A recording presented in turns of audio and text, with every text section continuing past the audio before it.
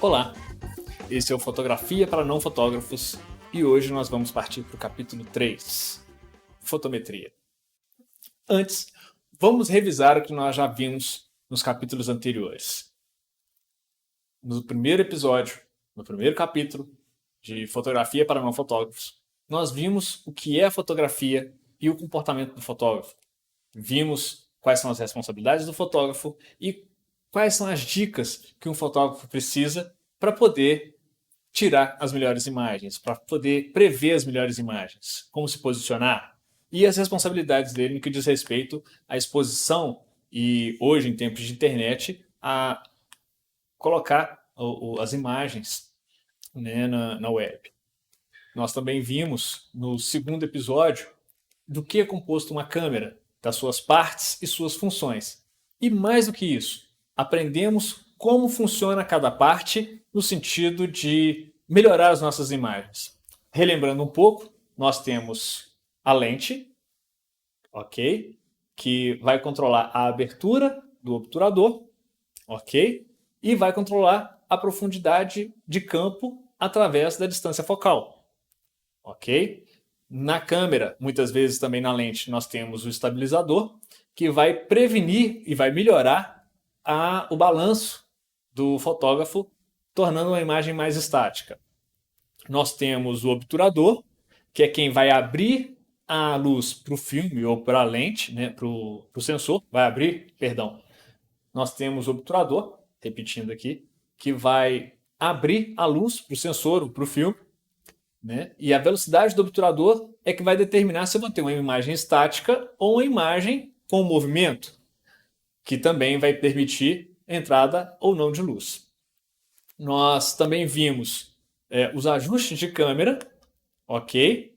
E que cada ajuste, como que a gente pode trabalhar? No caso, o ajuste com prioridade para o obturador, ou seja, vai priorizar a posição do obturador e vai controlar a lente, né? Vai controlar todo o resto, a distância focal.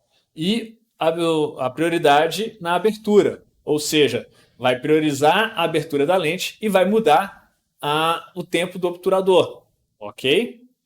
Então, e nós temos o ajuste totalmente manual, onde que o fotógrafo vai controlar todos os aspectos dessa parte da câmera.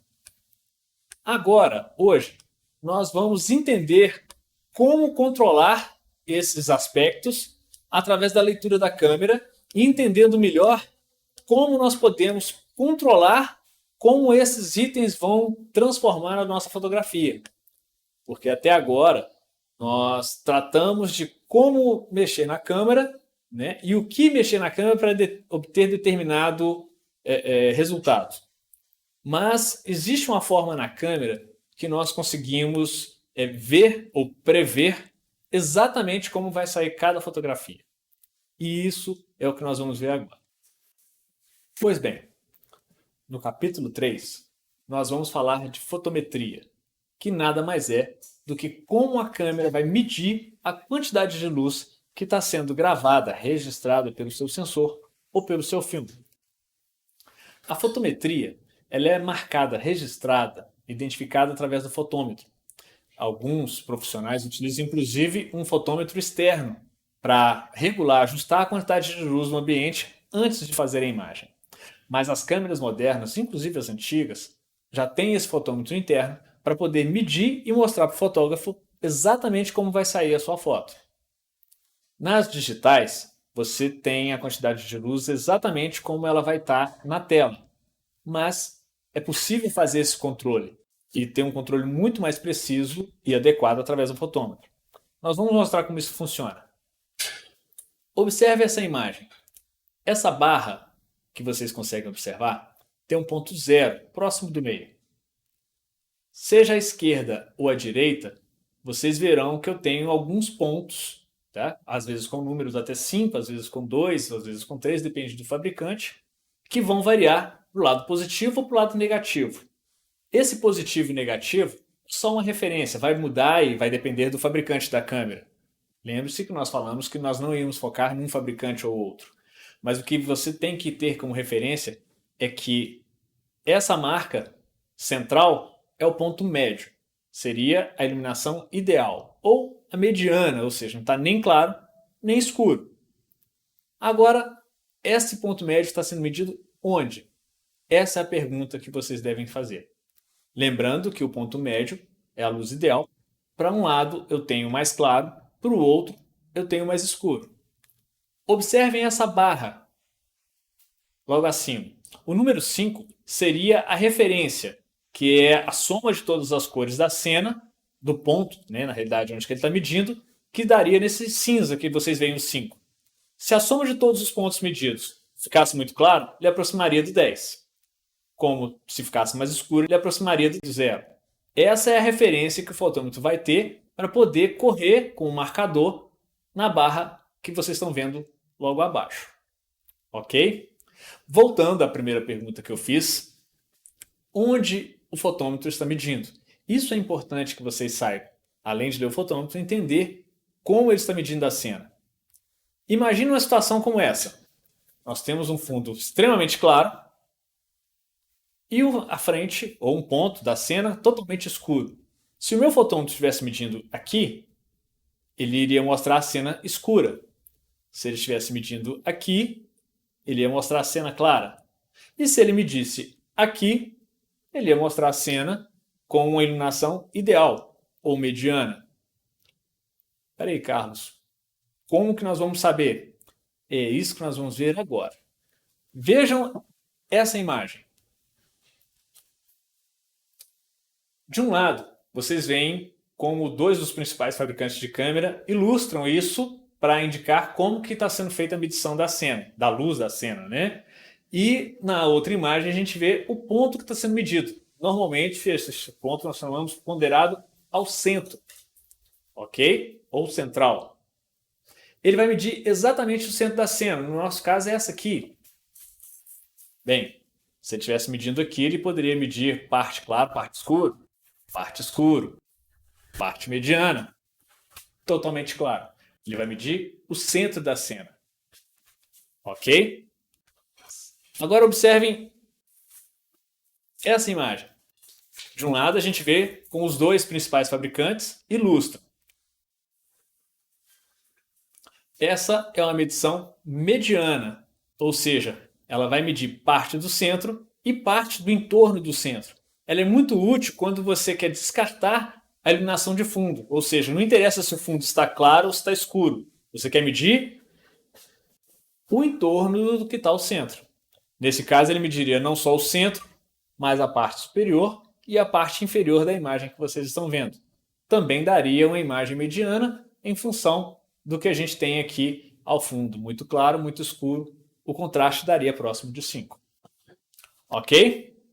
Peraí, Carlos, mas eu quero medir tudo. Sim, é possível. Observe nessa terceira imagem.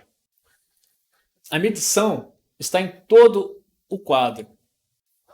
Ou seja, é uma medição onde que a câmera vai pegar tanto o fundo, quanto a frente, o meio, todo o campo e vai fazer aquela mediana que nós vimos. Lembra aquele 5?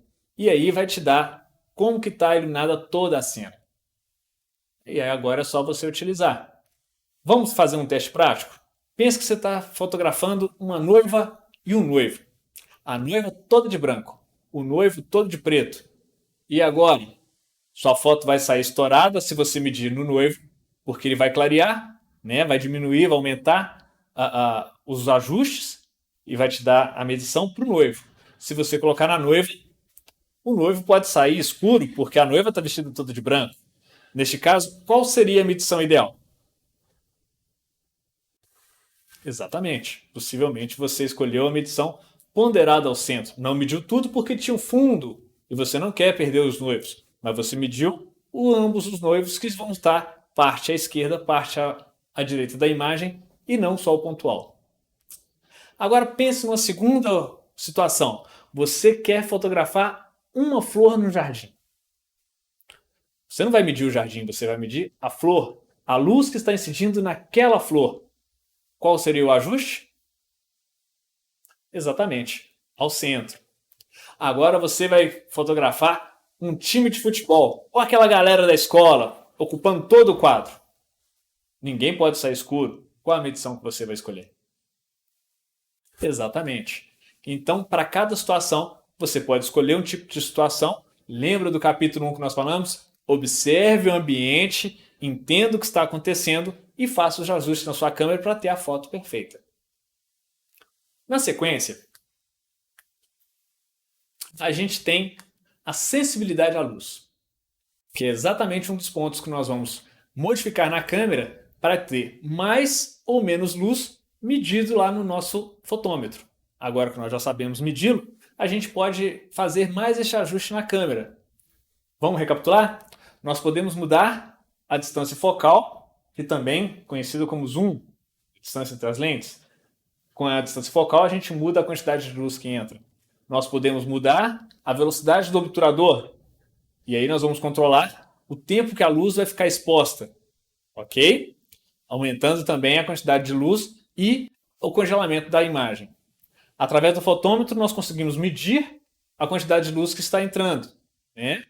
E agora a gente consegue melhorar a sensibilidade. Pense, eu tenho jogadores de futebol no campo, ou seja, toda a cena que eu vou fotografar está em movimento e rápido. Então eu não posso colocar uma velocidade de obturador lenta, concorda? Bem, então eu tenho que aumentar a sensibilidade de ISO para mesmo que o meu obturador abra e feche rapidamente, eu consiga registrar aquela imagem com a luz ideal. Como que eu vou saber que a luz está ideal? Olhando o meu fotômetro. Vejam essa imagem. Observe que o início é o ISO 100. Ele é a menor sensibilidade à luz. Ele tem duas características. Ele diminui a capacidade do filme, do sensor, de perceber, de registrar essa luz, mas em compensação, ele é muito mais preciso na exibição das cores. Ele é ideal numa situação onde você tem luz ideal, como essa que nós temos, onde a luz é artificial. Bem, a partir do ISO 200, nós começamos a ter uma maior sensibilidade da luz.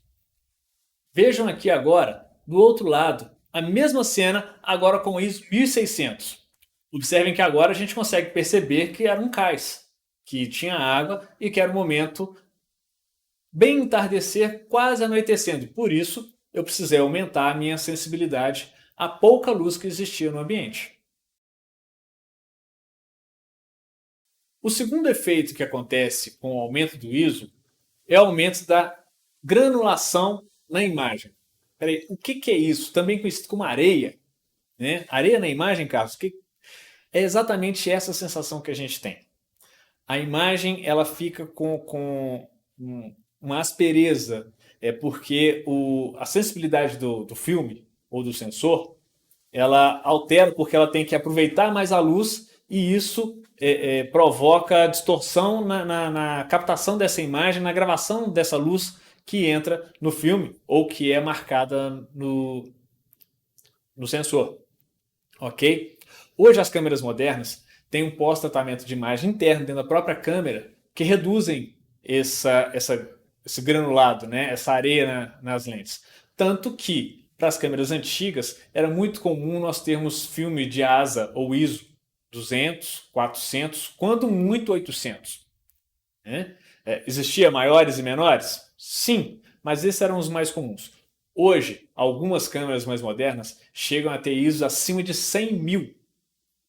ISO 25 mil já é bastante comum nas câmeras mais modernas. Inclusive celulares. Hoje tem ISO sempre acima de 800. Mas se lembre, um celular não é uma câmera com um sensor grande. Nós vamos falar um pouquinho mais de câmera lá no final do curso, só para vocês verem o que a tecnologia já nos oferece hoje. Bem, ISO. ISO nada mais é do que associação standard, né, de padrão, de padronização. Tá? Então vocês vão ouvir falar ISO de outras coisas, inclusive ISO 9000, que trata de qualidade, etc. E tal. ISO, na realidade, é só a sigla do padronização de normalização. Tanto que antigamente você também poderia ouvir falar ASA, que é uma outra norma de padronização para a medição dos filmes. Hoje o ISO é muito mais popular, é muito mais disseminado, tá? Mas se você ouvir falar ASA, não está errado não, é só um padrão mais antigo, era usado antigamente. Bem, o padrão ISO usa como referência o 1. E a partir daí, lembra que nós falamos do ponto, que é sempre o dobro? Ele vai dobrando 2, 4, 6, 8, 25, 50, 100. Nas câmeras atuais, o 100 é o mais comum, é o ISO normalmente o mais baixo. Depois a gente tem o ISO 200, o 400, e depois a gente tem os meio pontos, né? 640, 800, 1200, 2500, 5000, 10.000, 25.000, 50.000, 64, 128 e assim por diante. Só Deus sabe onde isso vai parar, ok? O fato é que quanto maior o ISO, maior a sensibilidade da luz. Vejam essa imagem. Nós temos um ISO que varia de 100 a 3.200. Observe a aproximação do ISO a 100. Vejam que quase não tem ruído, ou granulado, ou areia. Você pode ouvir todos esses nomes. A 3.200, observe o zoom da imagem. Eu já tenho bastante ruído na imagem. Na sequência, eu tenho um ISO 6.400. Eu já tenho bastante ruído. Agora, a 12.800. Mais um ponto. 25.600. Observem a quantidade de ruído na imagem. Este é o efeito ISO. Carlos, mas se eu tirar uma foto cheia de ruído, minha foto vai ficar ruim se eu imprimir? Possivelmente não. A impressão reduz bastante isso. Okay? Inclusive hoje existem sistemas que diminuem essa quantidade de ruído, mas não faz milagre. Ok? Então, sempre que possível, utilize o ISO mais baixo. Você sempre vai ter uma imagem de boa qualidade. Agora, se for necessário, por ausência de luz, aumente o ISO e coloque o seu fotômetro no ponto onde você quer, de acordo com a medição que você está fazendo. Com isso, a gente fecha os pontos principais que você precisa saber para ter uma boa foto no que diz respeito a velocidade do obturador, profundidade de campo, foco e iluminação. Ok? Vejam essa figura. Ela consta na apostila de vocês. Na parte superior, nós temos a profundidade de campo, onde nós temos a marcação 2.8 f-stop, pode ser menor, e f22, ok? Essa é a profundidade de campo e esses f-stop que nós estamos falando é sobre a abertura do obturador, ok? A quantidade de luz que vai passar pela nossa lente, ok? Num dos lados, mais à nossa esquerda, né, à sua direita, nós temos a velocidade do obturador, ou seja, o tempo de abertura.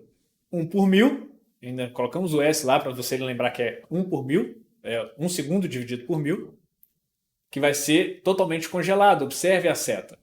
1 por 60, que é aquela dica que eu disse, lembre-se, 1 por 60 é o ideal para pegar pessoas em movimento normal, como esse que eu estou fazendo. Se a pessoa está falando, não vai pegar uma boca em duas posições. Ok? E ali, se a gente descer um pouco mais, a gente tem 1 segundo, que aí certamente esse movimento já vai captar todo o movimento. Ou seja, eu vou ter mais rápido, mais congelado, menos rápido, mais arrastado, ou seja, eu vou captar todo o movimento. Na parte de cá, né, nós temos o ISO, é onde que eu vou aumentar ou diminuir a sensibilidade do meu filme ou do meu sensor. Ok? E como que eu vou medir esses 3 itens? Através do meu fotômetro que está no centro. Ok? A gente vê o fotômetro aí, onde que a variação do ponto marcado é que vai determinar se eu tenho mais luz ou menos luz. Se eu tenho, e aí eu vou conseguir fazer esse ajuste de luz com os outros ajustes de profundidade de campo, de movimento. Ok? Então, bem, se eu mexo no f-stop, eu tenho um aumento ou diminuição da profundidade de campo, vou ter mais ou menos luz. Se eu mexo na velocidade do obturador, eu vou ter um movimento congelado ou arrastado, e mais e menos quantidade de luz. Se eu mexo na sensibilidade do ISO, eu vou ter mais ou menos ruído, e vou ter mais ou menos luz. Mais ou menos luz eu vou observar através do fotômetro. Tá claro? Bem, agora nós vamos matar a sede daquele fotógrafo nato que já estudou tudo, que está achando o nosso curso chato, porque tudo que a gente falou ele já estudou e já aprendeu. Mas não se esqueçam que o nosso curso é Fotografia para Não Fotógrafos. Pois bem, mas se você já é um fotógrafo avançado, se você quer aprender um pouco mais, talvez isso que eu vou te falar te ajude. Nós vamos falar agora do histogram. O que é o histogram? Né? Esse quadrado que aparece muitas vezes nas fotos, nas configurações, até em alguns celulares que têm os recursos, né? Por falar nisso, sempre que for trabalhar no celular, coloque no profissional ou coloque no avançado, para você utilizar esse recurso que a maioria dos celulares modernos hoje traz esse recurso que nós falamos até agora, inclusive o histograma. E o que é o histograma? O histograma nada mais é do que a fotometria avançada. Tá? Os sistemas digitais medem todas as posições de luz, independente do fotômetro, e gravam essas posições através de um gráfico de barras. Isso, um gráfico de barras. Muitas pessoas acreditam que aquilo é um reflexo da fotografia. Ah, aqui está escuro, aqui está claro. Não, não é bem assim. Ele é nada mais do que um gráfico que mostra a quantidade de luz que tem na cena como um todo. E como que eu vou entender ele? Observem essa imagem. Vejam que nós temos o centro, dividam ele em três, na vertical. Nós temos o centro, nós temos o lado direito e o lado esquerdo, ok? Um dos lados, o da esquerda, ok? Vai ser a sombra. O outro lado vai ser a luz. E o centro, como o próprio nome já diz, vai ser os tons médios, vai ser o centro, tá? De iluminação de toda a imagem, e não só do centro da imagem. Lembre-se que eu estou falando à esquerda do fotômetro, está mostrando as sombras de toda a imagem. À direita do fotômetro está mostrando as luzes de toda a imagem. E o centro, que nós dividimos em três, está mostrando os tons médios de toda a imagem. E agora você vai dividir essa mesma tela, acredito que deve estar no meio aqui, pelo meio. Ok? Pensem. Então agora nós tínhamos um terço, que é a zona escura, o centro, que é a zona média, e a outra parte, que é a zona clara. Nós dividimos pelo meio, ok? E agora, essa vai ser a nossa referência. Por quê?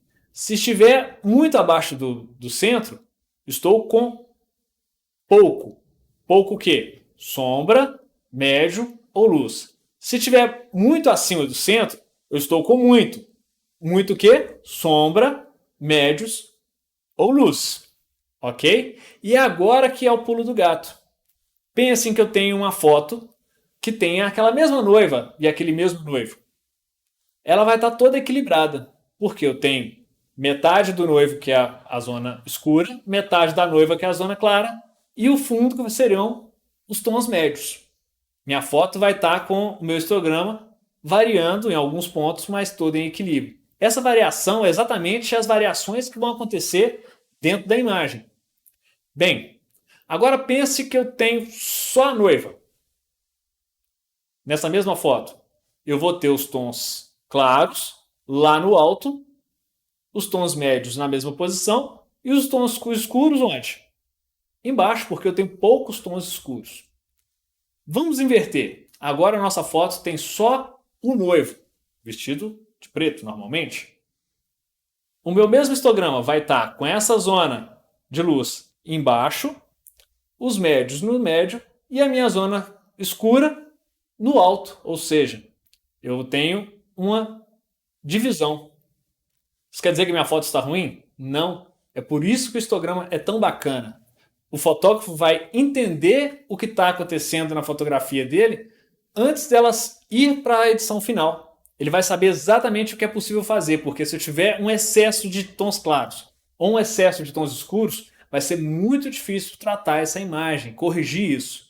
É por isso que a boa parte dos fotógrafos falam, né, não vou dizer que está errado, mas simplificando, procura manter o histograma no meio, porque a partir do meio é fácil de eu fazer um ajuste, seja para o escuro, seja para o claro.